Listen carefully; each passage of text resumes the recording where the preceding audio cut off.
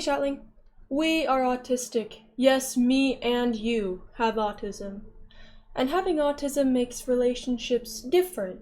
Not necessarily better or worse, but certainly different from an allistic relationship. Allistic meaning not autistic. There are countless positives, like being able to be silly and unmasked together, to stim back and forth. What if you have a special interest in common? Or what if you don't have a special interest in common, but you love hearing your partner talk about their special interests and vice versa? And it gives you a special opportunity to connect and be open and vulnerable and caring and loving with each other. It gives you another route to show that you care about that person by listening to them rant about their special interest. I find that interaction to be incredibly heartwarming and wholesome. There are also downsides though, because if you're familiar with autism, you will know that, okay, my nose itches, I'm not picking my nose, it itches really bad. Not picking my nose. If you are familiar with autism, you will know that autistic people struggle with emotional regulation. Oh my god, it itches so bad.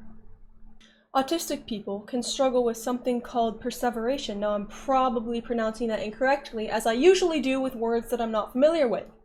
However, this means basically that autistic people can become very emotionally invested in something, and it becomes harder to comprehend an external perspective, which can create issues if you're in a relationship where you and your partner have differing perspectives, where usually you would benefit from putting yourself in their shoes, seeing it from their perspective, however you want to word it. That's harder for an autistic person to do. It doesn't mean that they're evil or selfish or they don't want to see the other person's perspective. It just means that they struggle with it and extra steps need to be taken to account for this difference. And if you're asking what steps, the first step to many things in terms of improving one's emotional maturity and psychological skills is education. Just educating yourself on the topic. That's what I would start with. Again, I'm not a professional. But education and I would say really leaning into your coping mechanisms, those that are healthy. Stimming is always good. We all love stimming. Me and you. Check out this fidget. It's like the Roblox oof color.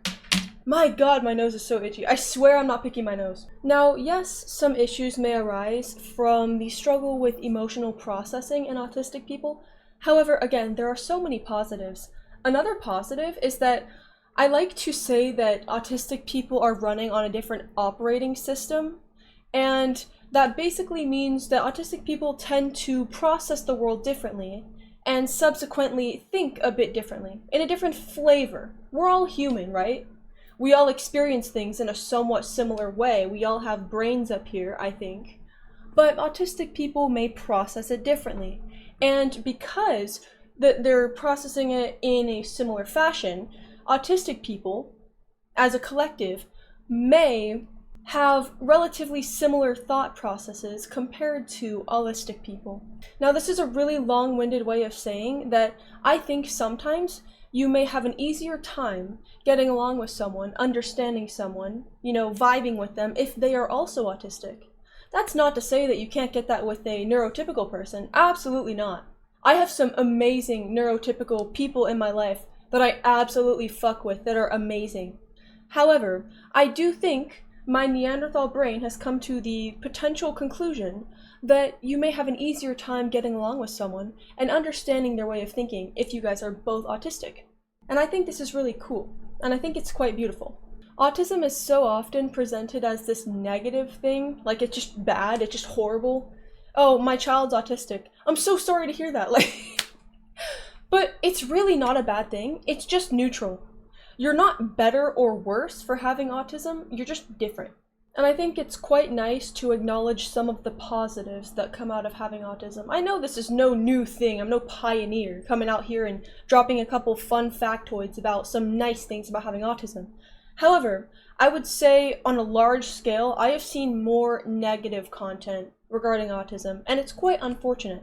That's why I'm here in my little autistic space to talk about catgirls and autism, and how having autism can be cool. Anyway, thanks for coming to my rant, that's about it, I'm tired. I waited until 10:16 p.m. to start filming. Remind me to never do this ever again. Take care of yourself, be kind to yourself, and follow my Twitch. Okay? Okay. Bye, twin! Oh.